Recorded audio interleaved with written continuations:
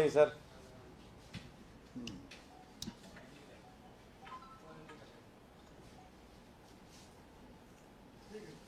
शुरू करें।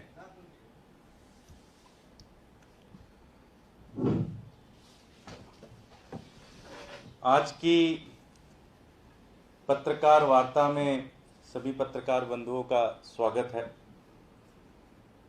जैसा कि आप सबको पता है कि 2017 में जब एमसीडी के चुनाव हो रहे थे दिल्ली के अंदर, तो भारतीय जनता पार्टी ने उस समय के अपने जितने भी पार्षद थे सबकी टिकट काट दी थी और ये कहा था कि ये सारे पार्षद भ्रष्टाचार में पूरी तरह से डूबे हुए हैं, जनता में बहुत ही अलोकप्रिय हैं, इसलिए इन सबको हम सजा दे रहे हैं, इन सबकी टिकट काट रहे हैं। और उस समय के जो प्रदेश अध्यक्ष थे मनोज तिवारी जी, उन्होंने एक नारा लाए थे, नए चेहरे नई उड़ान, और इस नारे के साथ उन्होंने ये तय किया था कि वो दिल्ली के अंदर एक नई कहानी लिखेंगे। लेकिन ये नए चेहरे वाले अपने पुराने चेहरों के बाप निकले भ्रष्टाचार में। आज दिल्ली के अंदर भाजपा के पार्षद कूड़ा उठवाने से लेकर एक आम आदमी, एक गरीब का झुग्गी पड़ने तक, लिंटर पड़ने तक, हर चीज में भाजपा के पार्षद पैसे खाते हैं। ऊपर से नीचे भाजपा का एक एक पार्षद भ्रष्टाचार में पूरी तरह से डूबा पड़ा हुआ है और ये लगभग सबको पता है। ये बिल्कुल व्यापक जानकारी है, एक ऐसी जानकारी है जिससे हर आदमी को पता है। लेकिन आज हम आपके पास इसकी सबूत लेके आ रहे हैं। आज हम आपके पास एक ये पूरा नेक्सस कैसे चलता है, कितना बड़ा मकान हो तो उसमें कितना पैसा लिया जाता है, कितने बड़े मकान के किस क्षेत्र में क्या रेट है, ये सारी जानकारी कोई और नहीं दे रहा है, खुद उनके पार्षद महोदय दे रहे हैं। और उनकी और एक बिल्डर के बीच की जो पूरी बातचीत है उसकी रिकॉर्डिंग हम आपके सामने प्रस्तुत करने जा रहे हैं। तो विनोद भाई, ये रिकॉर्डिंग आप लोगों के सामने है। हाँ जी, राम राम। राम राम। नहीं ऐसे कार्य कर रहे हो, थोड़ा आपके लोगों का आशीर्वाद रहता है तभी तो चल पाते हैं। आपने कही कि माल दे दो तो पूरी गारंटी रहेगी, सामान पहुंचने के बाद भी गारंटी का तो कुछ होना चाहिए ना। ये माल तो अब अपनी मर्जी से दे रहे हो आप, जो आप दे रहे हो रेट तय कर रहे हो, मैंने ले लिया, मैं मना तो नहीं करना। नहीं तो वो तो 400 आपने बोला था 600 के, और क्या नाम है, मैंने आपने बोला था कि 700 रुपए 500 रुपए उन्होंने बोला है, फिर बैठ के आपने की 50 रुपए ही मेरी गुंजाइश है। ठीक है, इस बात हाँ दूसरे ये सुननी चाहिए। हाँ आप बोलो। जैसे आज आप परेशान होकर आ गए ना, जब कल वो सब कुछ हुआ, वैसे पहले आए तो कोई इतनी लंबी बात नहीं होती, नहीं समझे। अभी जब दिक्कत में ही हो तभी भागे नहीं, उससे पहले ही आ गए ना। 10 रुपए काम 20 रुपए बना लेता है, तो 10 रुपए काम है ना, आदमी होता लालच में आ जाता है कि लालच में मैं कर लूँ ये कर लूँ। कोई आदमी छोटी सी रहती है कि यार सब आ रहे, दुनिया मिलने आ रही है और वो बंदा नहीं आ रहा। नहीं भाई, आपने 2-3 दिन फोन करा, ठीक है अच्छी बात है, मैंने कहा अभी बिजी है, उसके बाद तो मैंने कहा था कि ऑफिस में बैठ रहे चले जाना। कोई बोला गया कि उसको बुलवा लेगा, वो कहाँ है, तो वो कह रहे जी वो बिजी है, कोर्ट वोर्ट में लगा हुआ है।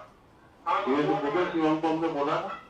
अरे 6 बजे के बाद कौन सी कोर्ट रहती है, 6 बजे के बाद कोर्ट नहीं रहती सर। तो 6 बजे तो निकल जाते हैं ना, ये 7 बजे तक निकलते हैं, 6:30 जो की है निकल जाते हैं। जब मैं आता था तब ये निकल लेते थे, ये है। फिर मैंने कहा चलो सैटरडे को तसल्ली से बैठेंगे, चाय पिएंगे। तो सैटरडे को फोन किया है 2 बार, इनने फोन नहीं उठाया, फिर जाके अब्बास का फोन आया है मेरे पास। तो मेरी बात जैसे आज की आप पिट्टू को लेके आ रहे हो, एक तिवारी, सुनील वर्मा, इनकी सबकी कोई इमेज नहीं है। अगर आपके सामने इमेज होगी तो होगी। दिनेश सिंह ये सब ना बरसाती मेंढक है, इनको अपना 2-4 लाख रुपए मिल जाए मौज लेते हैं, क्या मतलब है 6,000 रुपए निकलना नहीं। तो आप डायरेक्ट बात करो ना, आप पढ़े रहने दो।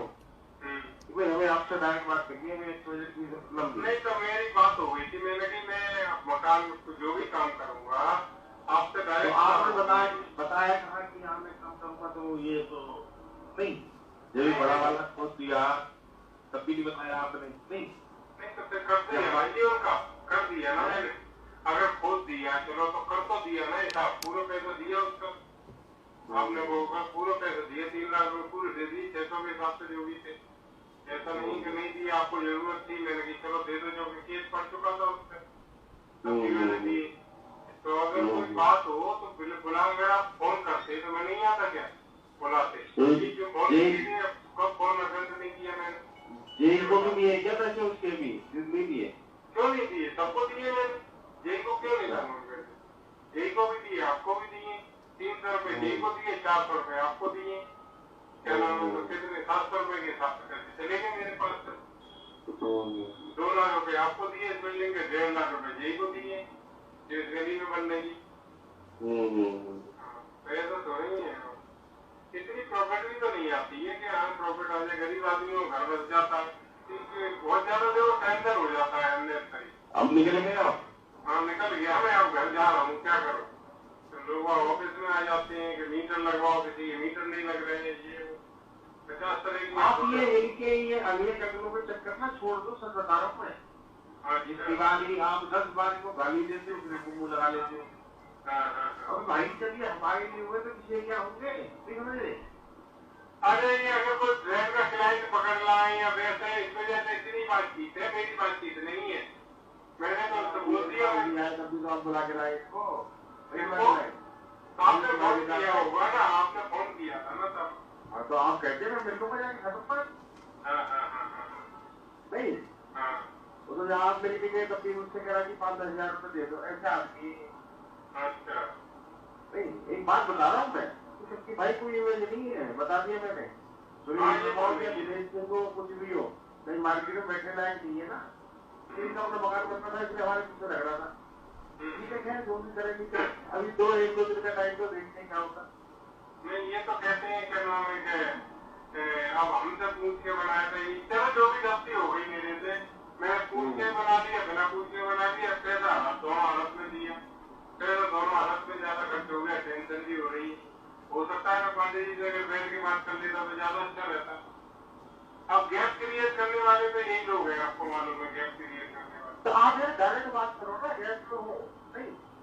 अब मेरे को अब्बा फोन कर रहा है, ये भी तो कर सकते थे कि आ जाओ, जब मैं फोन कर रहा हूँ तो फोन उठा लो। इतनी मेरी बात सुनो, अब्बास ही फोन करता है सबको, जिसको बुलाता है ना। हाँ लेकिन वो सीधे तो नहीं फोन कर रहा, वो तो सीधे डरा रहा है, धमका रहा है कि हाँ तुम्हारे वो नहीं है, पैसे नहीं दिए तुमने पूरे के, तुम्हारा वो जा रहा है, लेटर जा रहा है, ये जा रहा है, कंप्लेन भेज दी थी। वो तो शिवम ने बताया होगा तुम्हें, शिवम तो बैठा हुआ था पूरा दिन का। अरे शिवम को कुछ नॉलेज नहीं है, बेचारे को शिवम सीधा 1.5 रुपए का मकान बनाया, 1.5 लाख रुपए देके चला गया, क्या इतना ही है। नहीं तो मैं तो पूरे हिसाब से दिए ना पैसे, एक जोड़ के दिए पैसे। और कभी जब भी आपने बुलाया है कि ये चलता है इस चीज का उस चीज का, मैंने कभी मना नहीं की, जब तक मेरा काम चलता रहेगा मैं सेवा करता रहूंगा। तो मैं मना कहाँ कर रहा हूँ आपको, तो फिर उनको किसी से मेरे से हटा देना चाहिए ना, कि हाँ चलो ये ज्यादा ही नाराज रहते हैं, ये कि मैं देखूंगा इन्हें, यहाँ भी तो बात खत्म हो सकती है। बात सुनो, आप ना बिल्डिंग में रहो और डायरेक्ट बात करके सीखो। देखो हम बता रहा हूँ मैं, जब अंदर भी चेंजिंग में 4 लोग बोलो तो बात मत करो, बोलो जी मेरे को 5 मिनट समय दे देना, जब भी टाइम तो बता दे, और मिलते जुलते रहो यार, ये कोई ऐसा नहीं है ना कि मकान में तो नहीं मिलना है। हाँ तो मिलना जुलना कोई वो तो नहीं है, बुलाओगे तो क्यों नहीं आएंगे, तो मैं बताता हूँ मैं। ठीक है।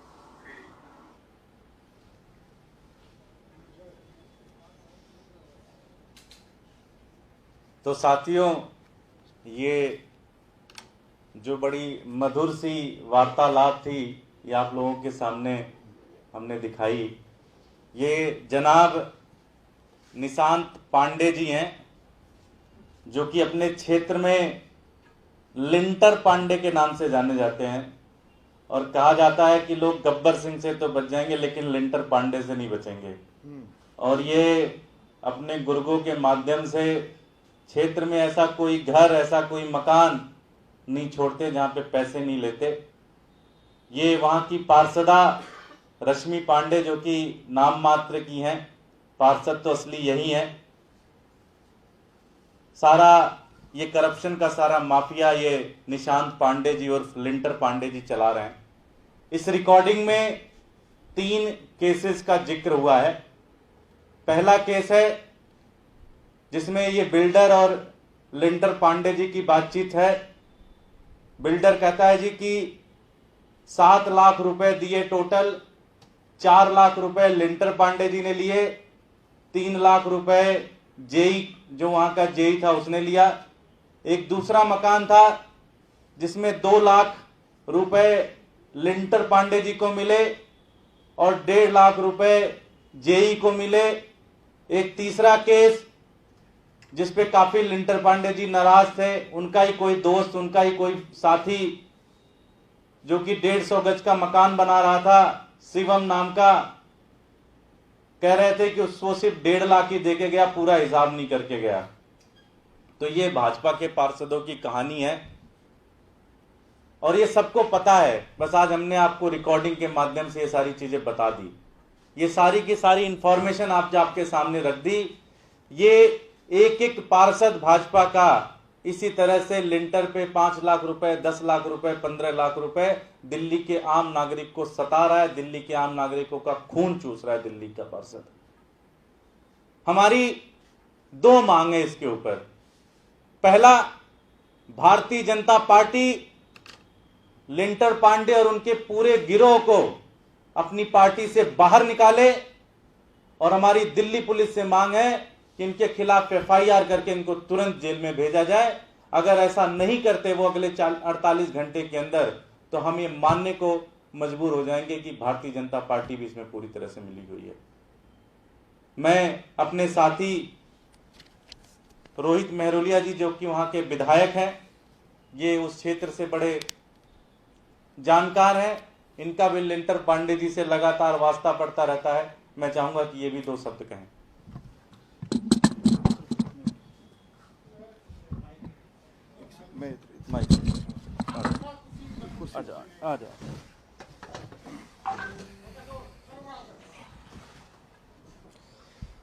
सभी को नमस्कार। वैसे तो सारी बातें दुर्गेश जी ने विस्तार पूर्वक आपको बता दी हैं कि किस प्रकार से भारतीय जनता पार्टी के पार्षद जिन्होंने तीनों निगमों को भ्रष्टाचार का अड्डा बनाया हुआ है और आम जनता ने बड़े भरोसे के साथ में इन लोगों को चुना था कि हमारे काम आएंगे, हमारे यहाँ क्षेत्र में विकास करेंगे, हमारे गली की सड़क बनवाएंगे या हमारे लाइट लगवाएंगे, अन्य जितने भी काम होते हैं, लेकिन उन सभी कामों को छोड़ के ये उल्टा जनता का खून चूसने में लगे हुए हैं। यहाँ पर बात केवल बिल्डरों की नहीं है, बात एक आम आदमी की भी है। ऐसा कोई दिन नहीं होता कि मेरे ऑफिस में शिकायत नहीं आती है लिंटर पांडे भाई साहब की कि जो पार्षदा के जेठ हैं और जिनका आतंक आज वो आतंक के पर्याय बन चुके हैं। न्यू अशोकनगर वार्ड के अंदर पूर्वी दिल्ली नगर निगम का ये वार्ड है 4E, जहां से ये पार्षद जो हैं रजनी पांडे जी उनके जेठ हैं। और ये निशांत पांडे जी का आतंक कितना है कि कोई गरीब आदमी कर्जा पानी लेके अपने बच्चों की पेट पट्टी काट कर अगर मान लीजिए 25 गज का 30 गज का मकान बनाता है, 50 गज का मकान बनाता है, तो वहां भी ये लोग उनका पीछा नहीं छोड़ते हैं। वहां भी ये उनसे मोटी मोटी रकमों की उगाही करने के लिए इनके गुर्गे और ये लोग पहुंच जाते हैं। तो आज ये साबित हो चुका है कि किस प्रकार से भारतीय जनता पार्टी के पार्षद भ्रष्टाचार में पूरी तरीके से लिप्त हैं, ना केवल लिप्त हैं बल्कि जनता के बीच में किस प्रकार से आतंक का पर्याय बन चुके हैं। तो आज जो मांग आम आदमी पार्टी की ओर से भाई दुर्गेश पाठक जी ने की है, आज मैं भी यही कहना चाहूंगा कि आज बेनकाब हो चुकी भारतीय जनता पार्टी, अगर थोड़ी सी भी शर्म बाकी है उन्हें, तो आज ऐसे भ्रष्ट अपने नेताओं को, पार्षदों को तुरंत पार्टी के पदों से निष्कासित करें, अपने पार्टी से निकालें और 48 घंटे के अंदर उनके खिलाफ सख्त कानूनी कार्रवाई करें। साथ में दिल्ली पुलिस से भी हमारी यही उम्मीद है कि आज जो वीडियो ये ऑडियो सामने आया है, इससे ये पूरा पर्याप्त सबूत है अपने आप में उनके खिलाफ कि किस प्रकार से वो लोगों को डरा धमका कर किस तरह से मोटी मोटी पैसे की उगाई करने में लगे हुए हैं। मैं दुर्गेश भाई से कहूंगा कि आगे की बात आपसे कहें।